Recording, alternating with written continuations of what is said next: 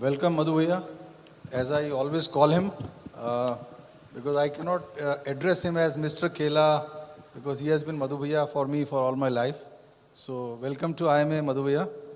आपने बहुत छोटे शहर कुरुद से, छोटे गांव से निकल के पूरे देश में और विदेश में अपना इतना बड़ा नाम बनाया, तो कैसा महसूस करते हैं आप? कैसी जर्नी रही? कैसे आपने इन्वेस्टमेंट अप्रोच को शेप किया? थोड़ा इस बारे में सबको बताइए please. Sure. Thank you, Akhilesh bhai.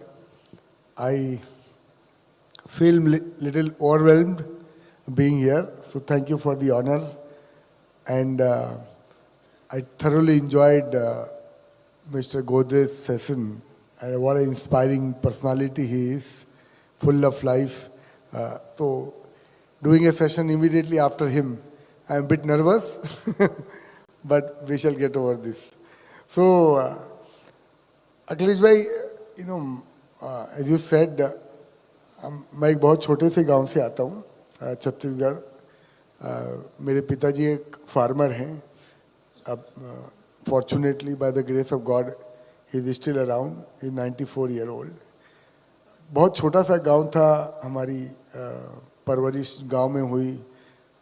सरकारी स्कूल में हम पढ़ने गए एंड क्लास 11 तक के मैंने गांव में ही पढ़ाई करी. और उसके बाद वहाँ से एक और छोटा सा शहर था, तो कॉलेज वहाँ से किया. लोग बोलते हैं बम्बई सपने वालों की नगरी है, तो मेरा भी एक सपना था. तो बम्बई ने मुझे अपनी तरफ खींच लिया उस सपने के साथ.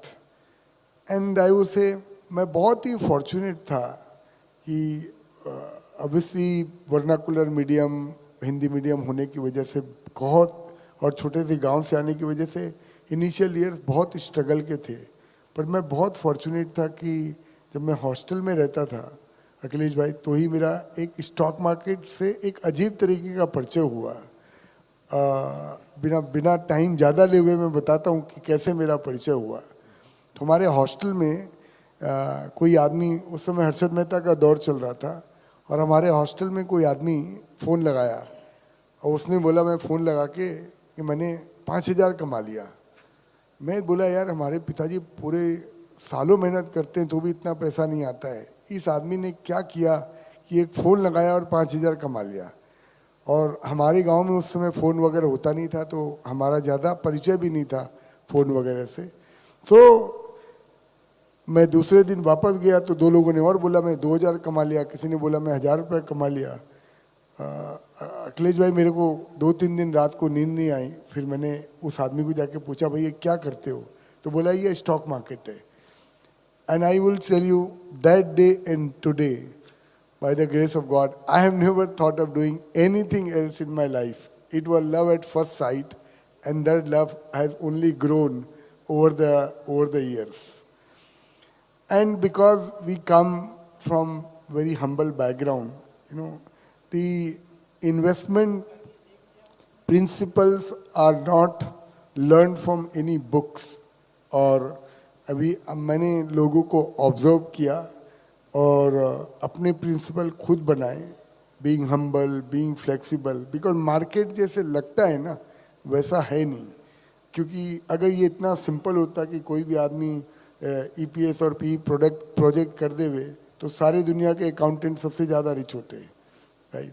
So it is a very complex world to make money here, and I am very happy that we have our own approach. And life का purpose ही यही है that I want to be a better version of Madhu Kela every day. I don't want to be like anyone else. It is not out of any arrogance. Obviously, I inspire. I get lot of learning from everyone around. But I don't want to copy anyone.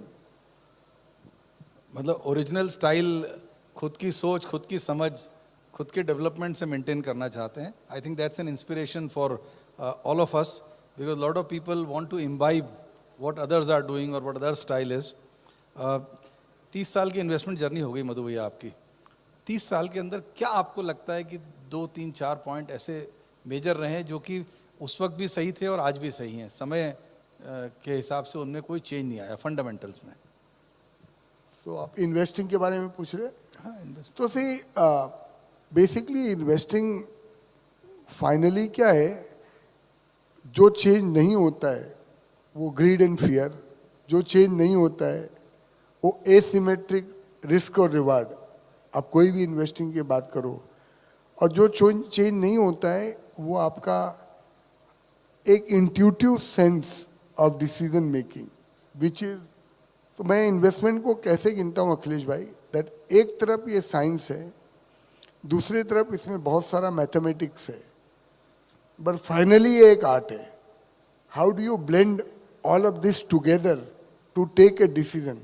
मुझे लगता है कोई AI आ जाए, किसी भी तरीके की technology आ जाए, वो जो आर्ट है ना which really distinguishes an investor from one two another, and how do you blend all the mathematics and the science into the art, that is what investing is all about. I think very very valuable insight कि science technology सब अपनी जगह है, but eventually उसके बाद जो है ये तो मशीन कर सकती है, but the art of understanding, art of decision making, ये आपके अंदर से आती है। That's great.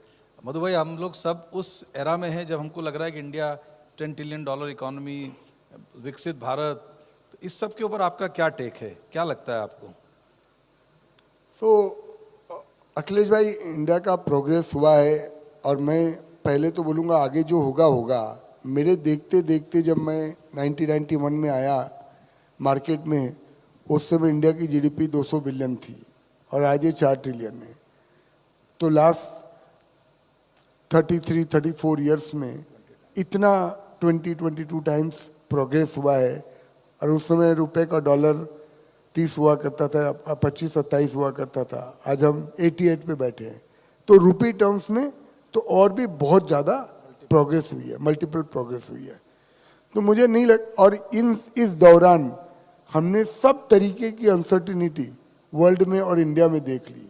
Fragile governments, prime minister जो एक साल आए, कोलिशन गवर्नमेंट्स रही, 1998 का ईरान इराक का वॉर हुआ, 2008 का ग्लोबल फाइनेंशियल क्राइसिस हुआ, इंडिया में पॉलिसी पैरालिसिस हो गई for a period of time between 2009 and 2013, demonetisation हो गया। मतलब एवरी सेकंड थर्ड ईयर कुछ ना कुछ हुआ है यहाँ पे, पर उसके बाद भी इंडिया का एक रेजिलियंस है, वो प्रोग्रेस हुई है। तो मुझे कोई रीज़न नहीं दिखता है कि आने वाला साल, आने वाले अगले 30 साल पिछले 30 साल से अच्छे नहीं होंगे, इसका मुझे कोई कारण नहीं लगता है। और अगर हम ज्ञानी लोगों की बात करें, चाहे वो गोल्डमैन सैक्स हो या मॉर्गन स्टैनली हो या अपने स्टालवर्ड्स, चाहे वो मुकेश अंबानी हो, गौतम अडानी हो, ये सब लोग तो बोल रहे हैं कि इंडिया की GDP bye 2047 will be more like $35-40 trillion. Indian government ने डेवोस में एक प्रेजेंटेशन किया जिसमें ये इंस्पिरेशन था कि 2047 तक के we will be $35 trillion GDP. इसका मतलब क्या हुआ कि आज अगर हम 4 ट्रिलियन पे हैं और बाय 2047 वी आर एस्पायरिंग कि हम 35 ट्रिलियन पे होंगे, which means 8-fold more growth from here. In a layman language it means कि जो पिछले 5000 साल में हुआ है उससे कई गुना ज़्यादा अगले 25 साल में होने वाला है। अब ये नंबर का मेरे लिए कोई ज़्यादा महत्व नहीं है कि हम 28 होंगे कि 35 होंगे कि 40 होंगे। डायरेक्शन इंडिया का पॉजिटिव है और मोमेंटम बहुत पॉजिटिव है, वो इम्पोर्टेंट है। मतलब स्पीड और डायरेक्शन दोनों अच्छी हैं। स्पीड कितनी ज़्यादा होगी ये समय बताएगा, पर डायरेक्शन डेफिनेटली सही है। मधु जी, मैं आपको पिछले 30 साल से जान रहा हूँ। मतलब you are very great successful businesses आपने खड़े किए हैं। तो आपके एक्सपीरियंस के हिसाब से एक्चुअली अभी 4 साल से लोगों ने मंदी देखी नहीं, market was in a bull phase after Covid. और अभी पिछले 6 महीने से या 4 महीने से या 5 महीने से मार्केट में एकदम से मंदी आ गई, लोगों ने वो मंदी देखी नहीं। तो मेरा आपसे ये पूछना था, समझना था, और सभी लोगों का प्रश्न है कि ये जो अभी मंदी का जो फेज चल रहा है, ये प्रोलॉन्ग्ड है, करेक्शन है, या आगे और चलेगा, या बाजार मार्केट जो है बॉटम आउट हो चुका है या हो रहा है, या और समय लगेगा? अशोक भाई साहब, आप भी आपकी भी बड़ी अच्छी जर्नी रही है स्टॉक मार्केट में, अपना काफ़ी मिलना जुलना रहा है। सो मैं आपको ये बोलूँगा कि देखिए लॉन्ग टर्म रिटर्न ना, एक एवरेज रिटर्न ही आपको स्टॉक मार्केट से मिल सकता है। जैसे लास्ट 25 साल 30 साल में 15% करीब रिटर्न स्टॉक मार्केट से आया है, बिकॉज आपके फिक्स्ड इनकम का रिटर्न 7-8% है और इक्विटी का एक प्रीमियम होता है। तो लास्ट 3 साल में लोगों ने 25, 30, 35, 40% तक की कंपाउंडिंग की है। और कुछ लोग, मतलब आई वुड से मेरा खुद का पोर्टफोलियो मल्टीफोल्ड बढ़ा होगा in last 4 years from Covid loss, right. तो मैं क्या बोलना चाहूँगा कि ये एक्सपेक्टेड ही था। अगर लोग ये सोच रहे थे कि जो तेजी लास्ट 3-4 साल चली वो परपेचुअली ऐसे ही चलती रहेगी, तो इन सिंपल लेमैन लैंग्वेज में तो फिर तो बिजनेसमैन बेवकूफ़ है ना, जो धंधा लगा रहा है, इतनी बड़ी रिस्क ले रहा है, इतने लोगों को एम्प्लॉय कर रहा है और वो 18-20% ROE नहीं कमा पा रहा है, और स्टॉक मार्केट वाले आके 40-40% उनका ही शेयर लेके कमा रहे हैं, राइट। तो ये तो सस्टेनेबल होना ही नहीं था, इसमें कोई डाउट ही नहीं है, कभी ना कभी तो ये करेक्शन आना ही था। एज फार एज ये करेंट फेज है, आई एम वेरी क्लियर कि ये definitely in a long term trend it is a correction, and ये करेक्शन एक इन्वेस्टर के लिए तो आई थिंक बहुत अच्छी एक अपॉर्चुनिटी होता है। बिकॉज हम तो खुद ही स्ट्रगल कर रहे हैं, मैं तो टीवी में जाके बोल के आया 1 साल पहले कि I am struggling to find ideas in invest, because उस टाइप के वैल्यूएशन में कहाँ इन्वेस्टिंग का अपॉर्चुनिटी आता है। तो मैं तो ये बोलूँगा कि ये बहुत एक अच्छा टाइम अपने लिए आ रहा है। वी डोंट नो, मार्केट का बॉटम कोई प्रिडिक्ट नहीं कर सकता है, ना टॉप कोई प्रिडिक्ट नहीं कर सकता है। We don't know how long this phase will last, may be 2 months, may be 4 months। But कल ही हम लोग रिव्यू कर रहे थे कि 500 कंपनियां, 1000 करोड़ से मार्केट कैप की 500 कंपनियां कम से कम 50% से ज़्यादा घट गई है। और क्या हो गया, 2024-25 में ये कंपनियां बढ़ी थी, तो हम 2024-25 का वैल्यूएशन देख रहे थे।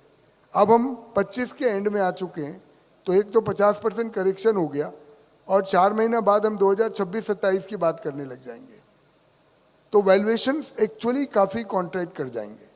बट द ब्यूटी क्या है अशोक भाई इसमें, कि अगर जो पहले बढ़े हुए शेयर थे, अगर हम बोलेंगे वो शेयर 100 रुपये वाला 30 हो गया और मैं वो ले लूँ और वही वापस 100 होने वाला है, तो हो सकता है वो वापस 100 नहीं होगा कभी। कोई नया शेयर चलेगा, कोई नई थीम चलेगी, कोई नया आइडियाज चलेंगे, पर मार्केट का रिटर्न मेरे हिसाब से अगले 20 साल में उतना ही एक्साइटिंग रहेगा जितना पिछले 20 साल में रहा है।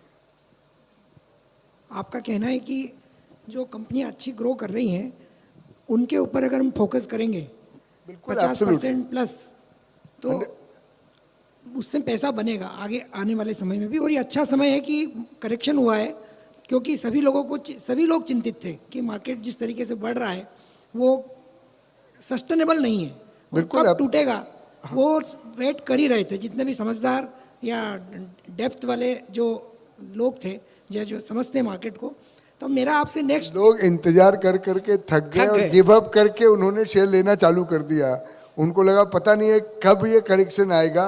और क्या है, देखो भाई साहब, बुल मार्केट को बढ़ते हुए देखना ना बहुत कठिनाई का काम है।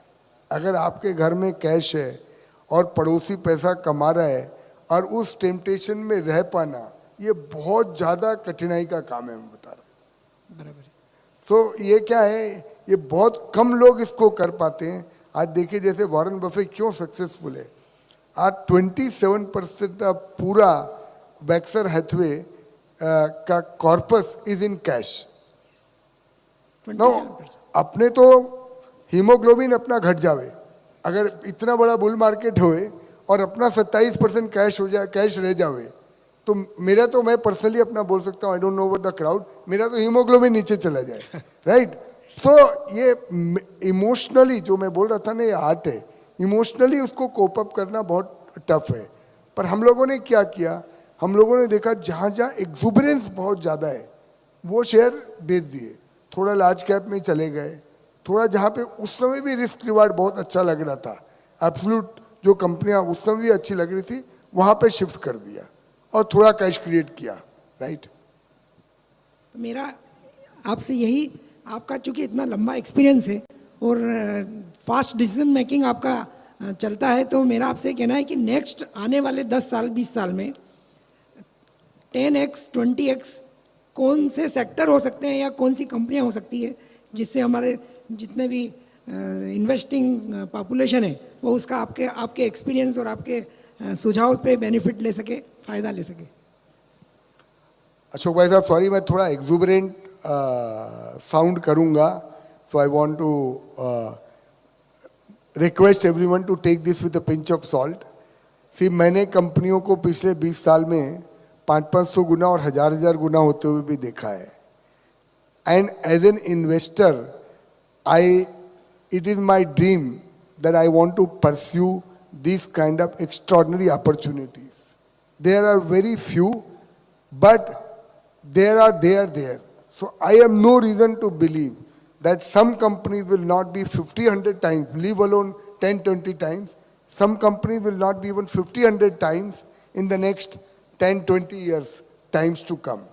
The question is that do you have the real patience, to stay invested, and do you have the real mix of science, mathematics and art to identify them, right?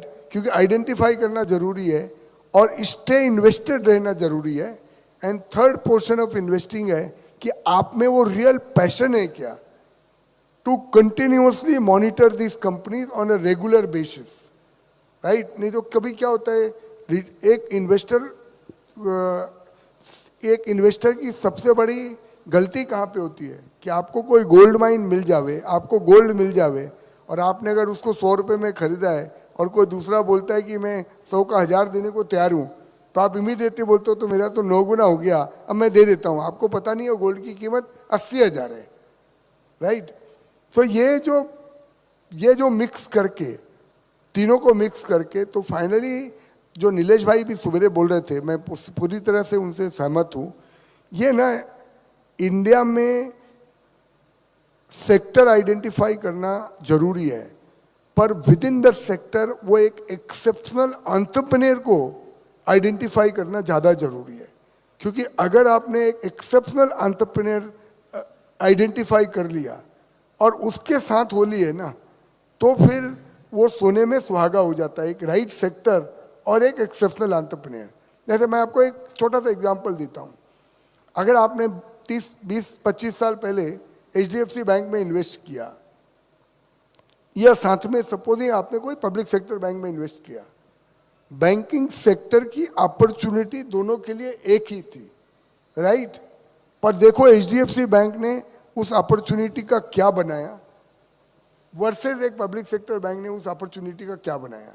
जैसे एग्जांपल बोल रहा हूँ, बहुत सारे पब्लिक सेक्टर बैंक से भी अच्छा किया है, बट HDFC बैंक ने एक्सेप्शनली अच्छा किया है। तो व्हाट वाज द सीक्रेट?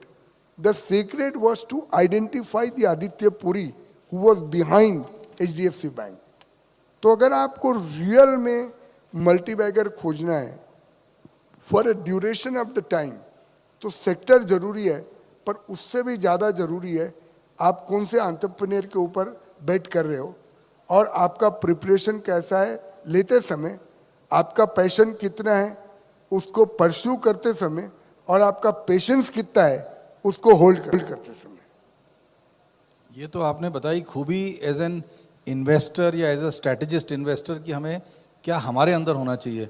लेकिन आप जब इन्वेस्टर बन के किसी एंटरप्रेन्योर को सिलेक्ट करते हैं और जिस पे आप बड़ा दाव लगाते हैं और लंबे समय तक लगाते हैं, I know few of the stories, तो उसमें आप उस एंटरप्रेन्योर में क्या क्या देखते हैं और उसके अंदर उसके करेक्शन मोड के लिए पार्टिसिपेट करते हैं या सिर्फ लगा के दूर से बैठ के देखते हैं?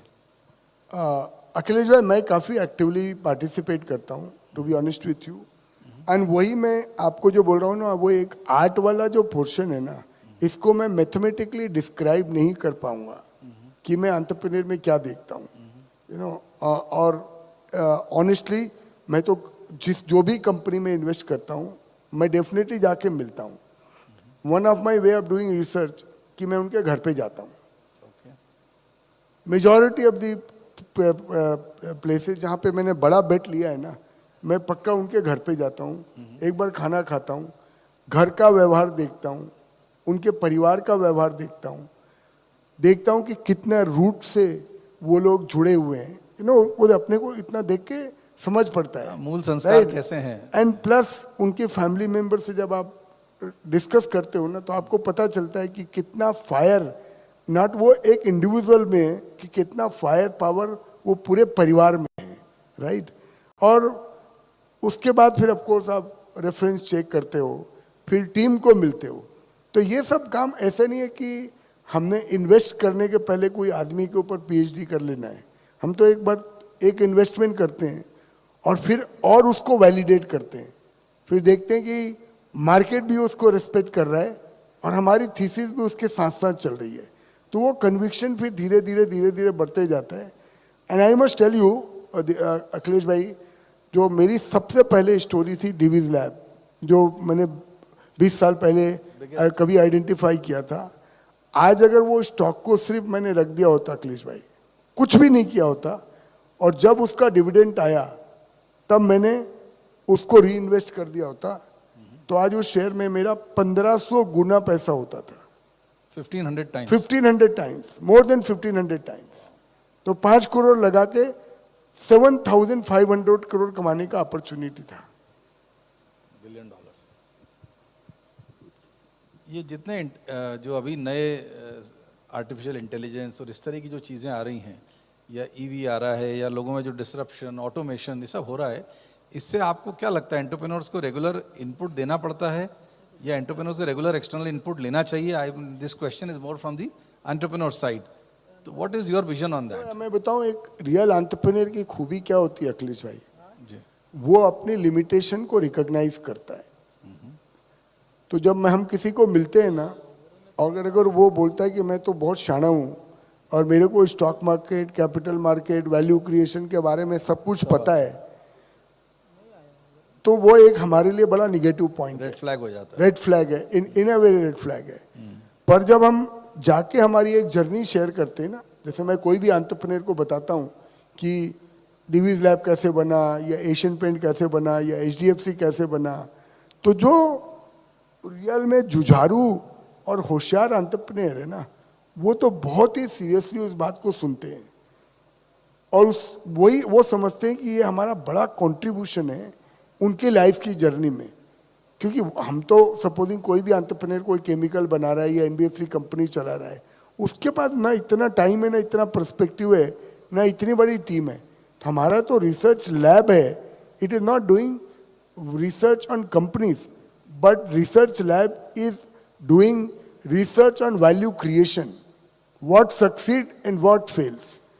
एंड मैं खुद अखिलेश भाई कम से कम 3000 छोटे या बड़े एंटरप्रेन्योर्स को मिला हूँगा पिछले 25-30 साल में.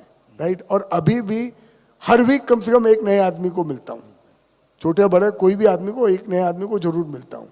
तो आप समझो वो जो 3000 लोगों को मिल के 2500 लोगों को हमने गिरते हुए देखा है, 300 लोगों को सिर्फ संभले हुए देखा है, और 100 लोगों को एक्सेप्शनली सक्सेसफुल होते हुए देखा है.